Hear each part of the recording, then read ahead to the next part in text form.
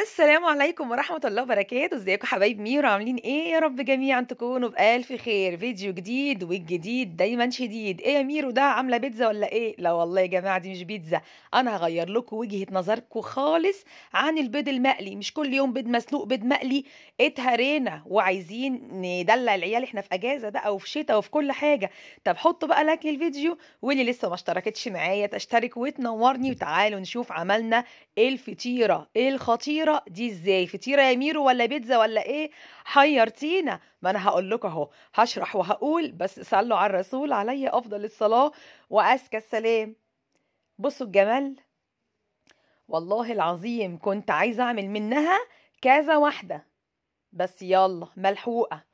نقول بسم الله بقى ونجيب الصينية بتاعتنا الحلوة اللي هنشتغل فيها بكل المكونات وهنزقها في الفرن. يعني كمان مش هتغسلي لا مواعين ولا مش هتعبك خالص الفيديو ده. معايا 3 حبات من البيض هنزل بيهم في الصينية بتاعتي دي خلاص، وعليهم نص كوباية من الحليب. يعني هنحط الحليب على ال3 بيضات وايه، ونضرب كده خفق يدوي كده بالمضرب اليدوي. تمام تمام اهو. هضربها كويس جدا عشان اتوه بس ايه، البيض في الحليب. خلاص، معايا معلقه كبيره من خل الطعام الابيض بتاعنا عادي، رشه خفيفه من الملح ورشه من الفلفل الاسمر. وهنبهر كالاتي: معلقه توم باودر، معلقه بصل باودر، ومعلقه من البابريكا. عايزه تحطي شطه ده اختياري، لكن انا عشان هحط فلفل اخضر حامي مش هحط شطه. خلاص، ومعايا معلقه صغيره من البيكنج باودر. هيدينا نفشه حلوه كده وطراوه من جوه، وهتشوفوها كده خطيره. تمام، حطينا. هنميكس برضو كل المكونات كده مع بعضها. ومعايا بقى 3 كوبايات بالعدد من الدقيق. 3 كوبايات سوري 3 كوبايات ايه، 3 معالق، انا اسفه. 3 معالق كبار هرميين من الايه، من الدقيق. خلاص، تعملي كيكه ولا ايه يا ميرو؟ لا مش بعمل كيكه. معلقتين بس من الزيت، مكوناتها بسيطه وموجوده في كل بيت ان شاء الله. ميكس بقى الكلام الحلو ده كله مع بعضه بقى. تمام، كل الاضافات اللي انا هضيفها دي اختياري ان شاء الله. يا رب تجيبي اي بواقي من عندك من التلاجة. انا بقولك عملتها ازاي: شوية من الجبنة الرومي المبشورة، وشوية من اللانشون المقطع مكعبات كده، 3 4 حبايات طماطم منزوعين البذر، نص كوباية زيتون اخضر حلقات، وده قرن الفلفل الحامي السبايسي. خلاص، ودول شوية ورق من البقدونس، ورق بقدونس، ورق بس يا جماعة من غير العيدان.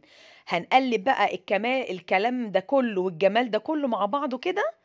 ولو شامين بقى والله الريحة خطيرة. الريحة نية والله ما تتخير عن الريحة وهي في الفرن، كأنها بيتزاية. في الآخر بقى هساوي بس كده السطح، وأمسح كل الزوايد والبواقي اللي على سطحي على الحروف بتاعة الصينية بقى دي. وهرش رشة حلوة كده من الموتزاريلا. مسخنة الفرن بتاعي على درجة حرارة 180، هتاخد معاكي من 20 ل 25 دقيقة. وفي الأثناء دي العيال كانت بتنهار وكانت شامة ريحة خطيرة خطيرة خطيرة.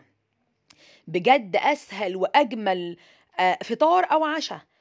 لو انتوا بقى كمان اسره كبيره، اعملي لك منهم 2 كده صينيتين وزقيهم مره واحده في الفرن، وطلعيهم الف هنا وشيفه جنب بطاطس محمره جنب حاجه. اكله مشبعه وجميله. واخرجي عن اطار البيض المسلوق والمقلي، او مثلا السندوتشات. كلنا ولادنا في اجازه وكل الولاد بتزهق. بصوا الجمال بقى بعد ما خرجت. هستنى بس احطها على الرخامه دقيقه ولا دقيقتين كده تهدى شويه، لان هي سخنه مولعه نار، عشان اقدر اقلبها بقى على الكوستر بتاعي. شايفين الجمال؟ خطيرة خطيرة خطيرة خطيرة. كلمة خطيرة قليلة على الطعم الجميل اللي هتدوقوه. ومش هقول لكم بقى كلام فيك من ورا القلب زي اللي بيقولوا يا ريتني ما عملتها، كل يوم بيطلبوها، والكلام اللي ما بياكلش عيش بتاع اليوتيوب ده. لا، اعيش واعمل لهم ويعيشوا ويطلبوا. يا رب يطلبوها في اليوم مرتين 3. عندي استعداد اقف اعملها لهم. هي اصلا سهله وجميله، وممكن بنوتك تقف تعملها كده لغايه ما انت ما تعملي كوبايتين الشاي. بجد سهلة وسريعة والطعم خطير، ما تعرفي لهاش هي ايه. ميكس غريب عجيب مريب، بجد بجد بجد. لا منها بيتزا ولا منها فطير شرقي ولا منها بيض طبعا. بجد والله العظيم بمنتهى الأمانة ان هي مش طعم البيتزا ومش طعم البيض خالص ومش طعم الفطير الشرقي، هي اسم لحالها وطعم لوحدها، غير طعم غير بصراحة. مش عارفة اقول لكم هي ايه.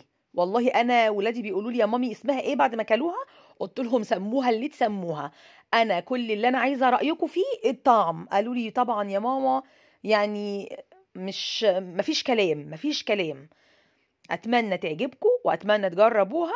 يا رب كل الايد اللي هتكتب لي كومنت حلو وتنزل تصلي على النبي، وكل الايد اللي هتحط لاختها لايك، يرزقها بزيارة سيدنا النبي عاجلا غير آجلا. انا وانتوا والسامعين قولوا امين.